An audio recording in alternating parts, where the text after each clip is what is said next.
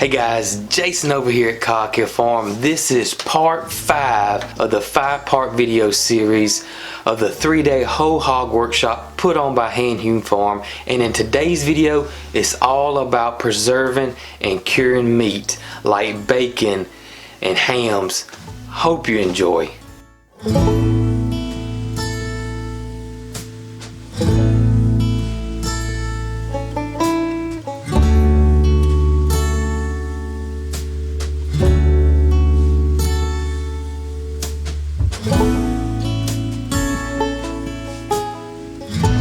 Cure it, and what the curing does is the salt first of all binds a bunch of the water and makes it inaccessible for a lot of bacteria to actually do anything, and then sugar can also have some of that effect, and these will all be treated slightly differently. The bacon is the one people are most familiar with, so we'll make up a cure, and we have 6 different pieces here, so depending on what Matt's family likes, we'll probably do 6 slightly different variations.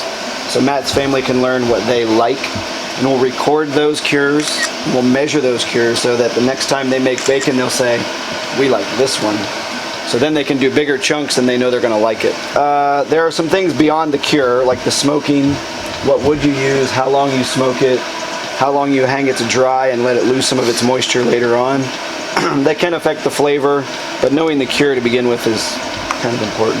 And then we have the Coppa, which is a longer aging time. So the curing time will be about the same as some of the bacons and things, but the aging time is a little bit different. The cure, we'll kind of stick with a standard Italian cure. Salt, pepper, probably some, well, you did paprika, didn't you? So it might even tend towards Spanish. So the jowl will cure very similar to bacon. It'll probably be smoked when you're smoking your bacons. And then we'll go over the prosciutto and the country ham, which are going to be slightly different than these. These are actually going to be put in vacuum bags, which is a good time to talk about why. We're going to do something called EQ curing, which means we're going to measure the weight of these and we'll calculate the salt and sugar we're going to put into it, so we know we're not going to over salt it. Put it in the vacuum bag, seal it up so all that salt stays right on the belly, and they put it in the fridge. And these bellies will cure, I mean, you could probably take them off the cure in 5 days and they'll cure quickly. The Coppa will cure pretty quickly, maybe a little bit longer just because of its thickness. But if Matt gets busy and he leaves these in the bag in the fridge for 5 weeks, it's not going to matter. They're not going to become over salted because we measured the salt that we're putting on it. With the vacuum seal, it's all against there. The salt will start to pull out water, it'll turn into a brine, it'll go back in, and it will equalize, the salt will equalize through the whole muscle. That's why they call it EQ curing. It's for equalizing. We will measure the salt on the hams, but because they don't always fit in vacuum bags or things like that, we'll modify it a little bit. We'll weigh and we'll add a little bit of extra salt, put it in a tub, layer on the salt. So we'll over salt just slightly because the liquid that comes off is hard to put back on the ham. So we have these scales. You'll take one of these bellies, for example, and it's 1053, so you'll write that on one of these tags. And then the first thing we'll do is figure out how much salt we're going to put on it. We're going to do a little bit of a range of salt for Matt for his purposes, so he kind of knows what his family likes. A good starting point is 2.5%. But you have to have over 2% to have a curing amount. But you don't want to go over 3%. That 3% is pushing the limits of palatability. You don't want iodized salt. Okay. Just get a salt that doesn't have anything else in it. Like canning pickling salt is just straight salt. So you could use that. Sea salt, kosher salt.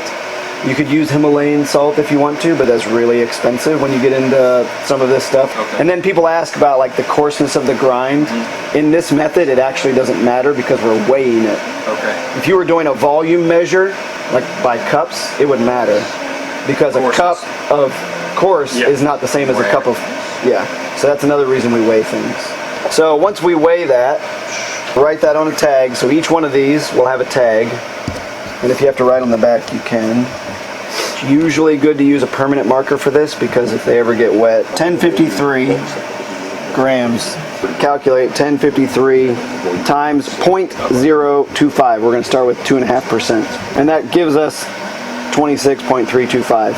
We have scales small enough that'll measure the 0.325, but you can round. It's okay in this instance. So this would be 26 grams of salt.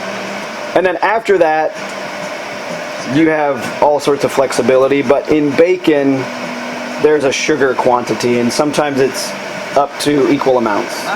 So we could put 26 grams of sugar in with this. And that sugar can be a lot of different things. It can be pure white sugar, it can be brown sugar, it can be honey, it could be agave, it could be maple syrup. The only thing you have to figure in sometimes, if you really want to get a certain like sugar content, maple syrup is not 100% sugar.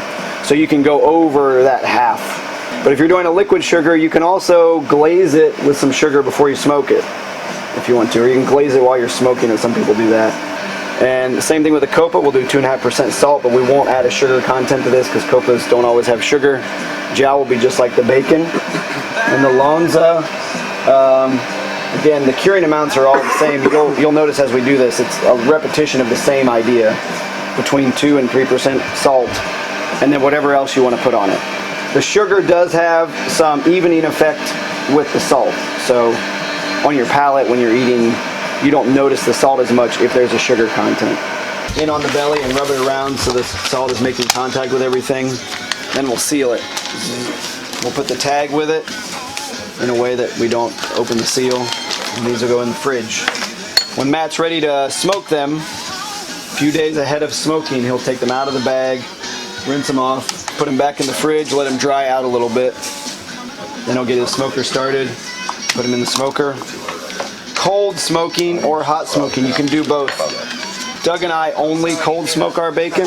So when you're doing paprikas and things like this, you can go overboard. If it's hot, you wouldn't want to go above like 0.2, 0.3%, 0.3, not like 0.3. If it's really hot, like a cayenne or something, that's a good place to stay. But these Coppas, we put a bunch of hot pepper on that Coppa that you guys ate yesterday. You don't really taste it because that hot pepper is around the outside ring and it's thin sliced. So the amount of pepper you're getting is really minimal. So we'll do 4 grams. 4 grams of the hot? We'll do 4 grams of all 3 of those. Of all 3? Yeah. So it starts here. Get 2 big rolls. And having different sizes in the fridge. Yeah, just make sure. What's your target weight? 30% loss? On Coppas, it's usually 40. I was saying 30 for this one because of the fat content. Okay. This one might not actually physically be able to lose 40%. Your range is 30, 40% on most things? Yeah, but all of that is a very general way to estimate the available water in the meat. So the available water is water that is available to bacteria. Yeah. And so you want it to lose enough water so that there cannot be salmonella present, there cannot be botulism present, there cannot be listeria present, because there's not enough water for that to actually exist in the meat. The stuff that we have left here on the table, the Coppa, the prosciutto, the country ham, well, the country ham has some exceptions, and the Lonza are going to be eaten raw. So after this is cured, Matt will rinse it off. He'll hang it up down here somewhere, wherever he hangs it up, and it's going to sit there for a while. And when he's ready to eat it in 2 years, he's not going to cook this. He's just going to clean off the skin and thin slice it. These like prosciutto, a rolled pancetta with the skin on, you have more flexibility because you have barriers to keep that meat slowly drying. You have the skin and the fat. And this face of this meat, after maybe a week or 2, after it's out and this sort of becomes dry, he'll take some of that lard he rendered, mix it with some rice flour and black pepper, and make a paste and cover the face of this meat to help that from. So you don't have to have that in a chamber anymore after it's no required. Okay. No, we have a chamber, so we put ours in the chamber, but it's not required. No. Good. Prosciutto's a little more forgiving, and you could even, like if you're hanging it outside in a smokehouse, after it's cured, it can freeze and thaw. It's not, and it can handle that because it's been cured. It can handle heat in the summer. Oh yeah, heat in the summer is beneficial actually. And country hams, traditionally, they have to go through their summer sweats. Yeah. Let's say you're curing the Coppa, you have to have a humid environment. Does it have to be dark? Does light matter? Not as much in this case. Light really affects fat. Okay. The fat will turn yellow and become rancid. Okay. On these hams, the fat that we're putting on it to protect it is just protective. We will actually never eat that fat. And what was that fat again? Lard? 50%, so it's lard and rice flour, equal amounts. So we don't always weigh our hams for salt, but we weigh them for time, how long they're going to be on salt. 5, 3, 3. 2 to 3%. And this is higher. This is higher because we're putting it in this tub and we're going to salt it right here. You don't want it to be under 2, but because this is going to leach a lot of the salt off, we go as high as 4. Thank you. Yeah, and I said 3.5, and she calculated 186, and I wrote down 190 because I'm even giving it myself a little bit more of a buffer. We used to just cover these things in salt. Yeah, that's why I'm Like cover. Now, if you're going to do that method, then you have to be very specific or pretty close to specific about how much time this ham has the salt on it. Because it can only receive a certain amount of salt. But if you give it a long time to do that, it'll pull in a lot of salt. And it will become way, way too salty. So we're going to measure out 190 grams and we're going to put it in one of these little things or one of his cups, and we're going to leave it in here. And we'll sprinkle on some of it today and cover it. And then after some of that pulls off, we'll add some more. We have the surface of the meat. We're not going to use all of this yet. Putting salt up here on the skin is not going to really do that much. So we want to salt this part. Yeah, no, there. You want to get it around the bone. You don't want to like pack it in around every nook and cranny because you can separate some of the muscles. You want to get it in around there. Not yet. Maybe put a little bit more. And then we made a cut up here, so we'll put some salt up here. Or even this stuff. I mean, even the guys I work with, they like, I don't know. So there's still salt in here, so we haven't added all the salt. The salt's just going to stay in here with this. When we check on it, Like you check on it every day, and if it looks like it's most of the salting is going to happen in like the first 3 or 4 days. There's a lot of moisture in here right now. The salt will pull that out, and it'll turn into a brine. Add some more. It'll pull it out, turn it into a brine. But every time you do that, it's going to be slower pulling out moisture. But we're not going to go past this. A lot of people say to pour the brine off. I'm just going to let it sit there because there will be some osmosis happening down here where the brine's soaking into the skin, into the fridge. The date on this one is a little more important. The bacon, not so much. Day 1, 21, 19. So in January of 2021, Matt's going to be a happy man because then he can start eating this. Usually on a ham like this, because of its thickness, and you want the salt to come all the way down here to the knee to make sure it penetrates around the joint there. We're helping it a little bit. We're putting some salt up here, which will travel. This ham at a little over 5 kilos, if you keep it in like 2 days per kilo, usually it's enough.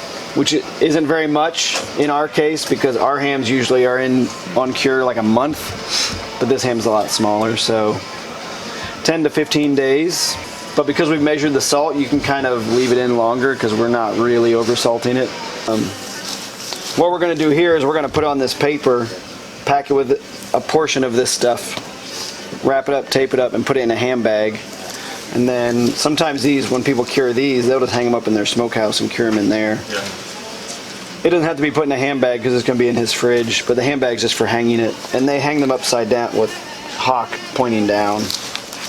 Again, these are all just variations of the same idea, done differently. Is that 50-50 there? It's about 50-50, yeah. So for this, you're going to use the entirety of that, right? You're going to pack it with it. It won't all stick to it. I'll probably do part of it now and then tell Matt to unwrap it later and add the rest of it. Check it. Yeah. And then we'll pack the hock too. Get it in around the hock. But you don't want to get too aggressive around the skin because you can pull the skin away from the hock, but we'll pack some in there too. But see, there's still a decent amount left. And this ham wouldn't really hold all this mixture right now. This we're going to wrap up and tape this paper around it so we have a pretty good sense that this is going to stay on the ham. So I went to 3%. Do this. You could just salt this like we did the prosciutto and not wrap it up. Up here.